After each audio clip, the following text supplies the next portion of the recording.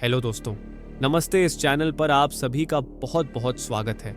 उम्मीद करता हूँ कि आप सब अच्छे से होंगे। कहते हैं कि अगर हम एक साथ मिलकर काम करें तो हम किसी भी कठिनाई का आसानी से सामना कर सकते हैं। आज की कहानी भी हमें कुछ ऐसा ही सिखाती है। एक रात करीब 600 घरों के लोग 84 गांवों में से अचानक गायब हो गए। कोई नहीं जानता कि वो कहाँ चले गए। जिस गांव को उन्होंने छोड़ा उसे कुलधरा कहा जाता है, जिसे एक श्रापित गांव माना जाता है। इस गांव के श्रापित होने के क्या कारण हैं और आज भी इस गांव में कौन से रहस्य दबे हुए हैं, आज मैं उन कारणों पर रोशनी डालने की कोशिश करूंगा।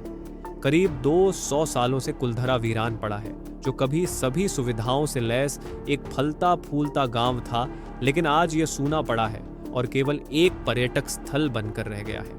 भारत की सबसे डरावनी जगहों में कुलधरा का दूसरा स्थान है।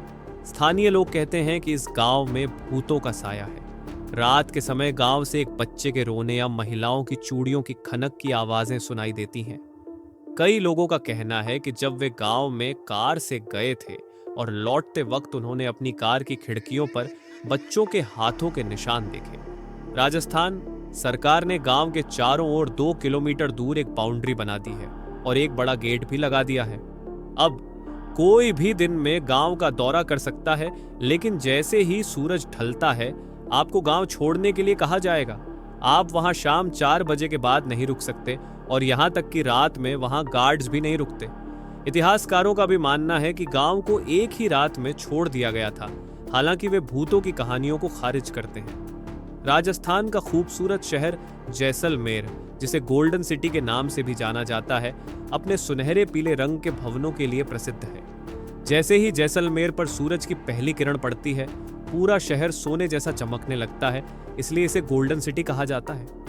कुलधरा गांव जैसलमेर से सिर्फ 18 किलोमीटर दूर है और जैसलमेर से कुलधरा का सफर काफी सुनसान होता है। सड़क पर आपको शायद ही कोई और वाहन दिखे। मुश्किल से 5 से 6 किलोमीटर पर एक गाड़ी नजर आती है। जब आप वहां पहुंचते हैं तो जैसे ही आप गेट में प्रवेश करते हैं, आपको कुछ अजीब महसूस होता है, जैसे कि आप किसी और दुनिया में आ गए हों और तापमान अचानक गिरने लगता है। भले ही आप वहां गर्मियों की दोपहर में जाएं, आपको गर्मी महसूस नहीं होगी। जो लोग गांव का दौरा कर चुके हैं वे अक्सर कहते हैं कि उन्हें ऐसा महसूस हुआ जैसे किसी ने उनके कंधे पर हाथ रखा हो, लेकिन वहां कोई नहीं था। ऐसा लगता है जैसे कुछ महिलाएं वहां बैठी हंस रही हों और बातें कर रही हों, और अक्सर लोगों के चलने की आवाजें सुनाई देती हैं। इतिहासकारों और स्थानीय निवासियों का कहना है कि लगभग 1991 के आसपास जैसलमेर से कुछ किलोमीटर दूर पालीवाल ब्राह्मणों ने इस गांव कुलधरा की स्थापना की थी और वहां 84 गांवों में 600 घरों के लोग मिलजुल कर रहते थे। पालीवाल समुदाय बहुत ही प्रतिभाशाली, शिक्षित, समृद्ध और मेहनती था। ये लोग बहुत बुद्धिमान थे और अच्छे वैज्ञानिक भी माने जाते थे। उस समय में भी उन्होंने कई नई तकनीकों का आविष्कार किया था। उन्होंने अपने घर बहुत वैज्ञानिक तरीकों से बनाए थे और इनमें से कई घर आज भी मौजूद हैं और एकदम नए जैसे दिखते हैं। 45 डिग्री सेल्सियस की तपती गर्मी में भी इन घरों के अंदर ठंडी हवाएं चलती हैं और आप इसे वहां जाकर महसूस कर सकते हैं। पालीवाल लोगों का मुख्य व्यवसाय पशुपालन और खेती था। पालीवालों ने एक ऐसी तकनीक विकसित की थी जिससे बारिश का पानी रेत में समाने के बजाय एक निश्चित गहराई पर इकट्ठा हो जाता था, जिससे वे थार के रेगिस्तान में भी फसलें उगा सकते थे। ये फसलें साधारण नहीं बल्कि उच्च गुणवत्ता वाली होती थी। उन्होंने कई बावड़ियों और तालाबों का भी निर्माण किया था, जिसकी वजह से वे सफलतापूर्वक खेती कर पाते थे और ये आज भी देखे जा सकते हैं। तो ऐसा क्या हुआ जिसने एक इतना उन्नत और विकसित गांव को एक ही रात में वीरान बना दिया? इसका कारण था जैसलमेर का दीवान सलाम सिंह। सलाम सिंह बहुत ही क्रूर दीवान था और कुलधरा गांव उसके प्रशासन में था। उसकी क्रूरता के पीछे भी एक कहानी है। जब वह 11 साल का था, उसने अपने पिता का सिर काटते हुए देखा था, जो विश्वासघात के आरोप में गार्ड्स द्वारा मारा गया था। उसके पिता भी जैसलमेर के सोनार किले के दीवान थे। इस घटना ने सलाम सिन्हा को बेहद निर्दयी और क्रूर बना दिया। कहा जाता है कि तभी से उसने सोनार किला कब्जाने और पूरे राज्य पर अधिकार करने की ठान ली थी। उसने सोनार किले से कुछ ही कदम दूर अपना महल बनवाया और उसकी ऊंचाई किले से भी ऊंची करवाई। लेकिन राजा को यह पसंद नहीं आया, क्योंकि वह नहीं चाहता था कि उसके दीवान का महल उसके किले से ऊंचा हो।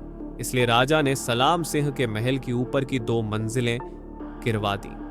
सलाम सिंह बहुत डरावना था और उसके कपड़े आज भी वहां सुरक्षित हैं। एक बार हमारे प्रसिद्ध अभिनेता अमिताभ बच्चन वहां गए थे और सलाम सिंह के कपड़ों के पास तस्वीर खिंचवाई थी, जिसमें वह बच्चे जैसे लग रहे थे। वह महिलाओं में भी बदनाम था।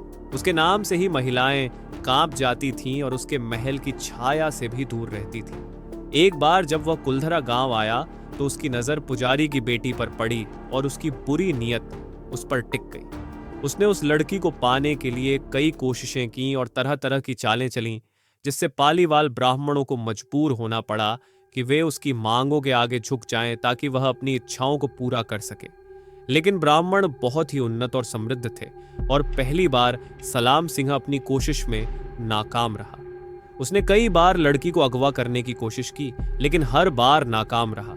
आखिरकार जब वह सफल नहीं हो सका और उसकी उस लड़की को पाने की लालसा बेकाबू हो गई, तो उसने गांव को सीधा संदेश भेजा कि अगले पूर्णिमा की रात तक उस लड़की को सलाम सिंह के महल में भेज दिया जाए। अगर ऐसा नहीं हुआ तो अगले दिन वह अपने सैनिकों के साथ गांव पर हमला कर देगा। यह सुनकर पालीवाल लोग बहुत परेशान हो गए।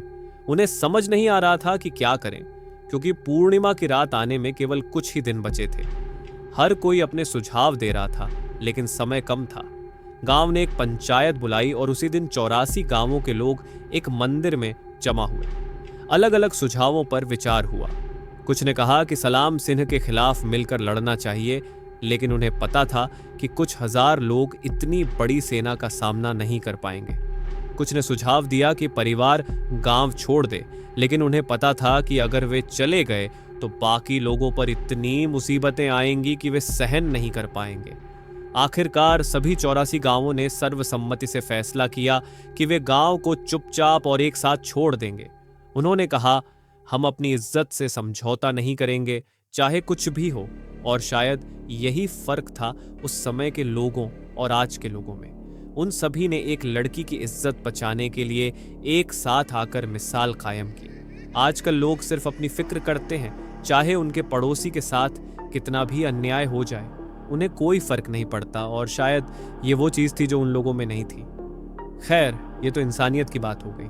अब वापस कहानी पर आते हैं। जब उन्होंने गांव छोड़ने का फैसला किया तो उन्हें पता था कि जरा सी भी देरी से खबर फैल सकती है। इसलिए उन्होंने उसी रात गांव छोड़ने का फैसला किया और सिर्फ सबसे जरूरी और कीमती सामान ही साथ लिया। हर कोई जल्दी जल्दी अपने महत्वपूर्ण और बेशकीमती सामान इकट्ठा करने लगा और बाकी सब कुछ वैसा ही छोड़ दिया गया। बर्तन वहीं छोड़ दिए गए जहां वे थे। अगर कपड़े सूख रहे थे तो उन्हें वैसे ही लटकता छोड़ दिया। चूल्हों में जलती आग को वैसे ही छोड़ दिया गया। अपने खुशहाल और समृद्ध गांव को छोड़कर वे उस रात चुपचाप एक साथ निकल गए। जाने से पहले उन्होंने गांव को श्राप दिया कि उस दिन के बाद से यह गांव कभी नहीं फलेगा फूलेगा और जो भी यहां बसने की कोशिश करेगा वह कभी सफल नहीं होगा। उसके बाद रात बीत गई और 2-3 दिन गुजर गए, यहां तक कि पूर्णिमा की रात भी बीत गई, लेकिन वह लड़की सलाम सिंह के महल नहीं आई। जैसा कि उसने धमकी दी थी, अगले दिन गुस्से में दीवान सलाम सिंह अपनी सेना के साथ कुलधरा गांव की ओर चल पड़ा। जब वह कुलधरा पहुंचा तो चारों तरफ सन्नाटा फैला हुआ था। उसने सभी 84 गांवों की अच्छी तरह से तलाशी ली, लेकिन वहां एक भी इंसान नहीं मिला। बाद में उसने अपने सैनिकों से बड़ी खुदाई करवाई, क्योंकि पालीवाल लोग बहुत समृद्ध थे। खुदाई में उन्हें जरूर बहुत से कीमती सामान मिले होंगे, लेकिन इस बारे में कोई जानकारी नहीं है। इसके बाद उसके सैनिकों ने वहां बसने की भी कोशिश की, क्योंकि कुलधरा एक विकसित गांव था जहां संसाधनों की कोई कमी नहीं थी, लेकिन वे कभी वहां बस नहीं सके और उनके साथ कभी कुछ अच्छा नहीं हुआ। कहा जाता है कि जो भी व्यक्ति गांव में एक रात रुकता है वह जीवित नहीं बचता। कई लोग वहां बसने गए, लेकिन वे कभी वापस नहीं लौटे। 2013 में पैरानॉर्मल सोसाइटी के सदस्य भी वहां भूत प्रेतों की जांच के लिए गए थे। उनके पास एक डिवाइस था जो नकारात्मक ऊर्जा का पता लगाता है और उनकी रिपोर्ट में उन्होंने नकारात्मक ऊर्जा की उपस्थिति की पुष्टि की। उन्होंने अपने डिवाइस पर कुछ रिकॉर्ड भी किया। कोई नहीं जानता कि उस रात गांव छोड़ने के बाद लोग कहां चले गए। इतिहासकार कहते हैं कि वे अलग अलग जगहों पर बस गए और कभी वापस नहीं लौटे। तब से यह गांव एक श्रापित और भूतिया जगह बन गया। अगर आप कभी जैसलमेर जाएं तो आपको कुलधरा जरूर देखना चाहिए। आप खुद इन बातों का अनुभव करेंगे। यह जैसलमेर शहर से सिर्फ 18 किलोमीटर दूर है, तो वहां जाएं और इसे एक्सप्लोर करें। आज की कहानी के लिए बस इतना ही।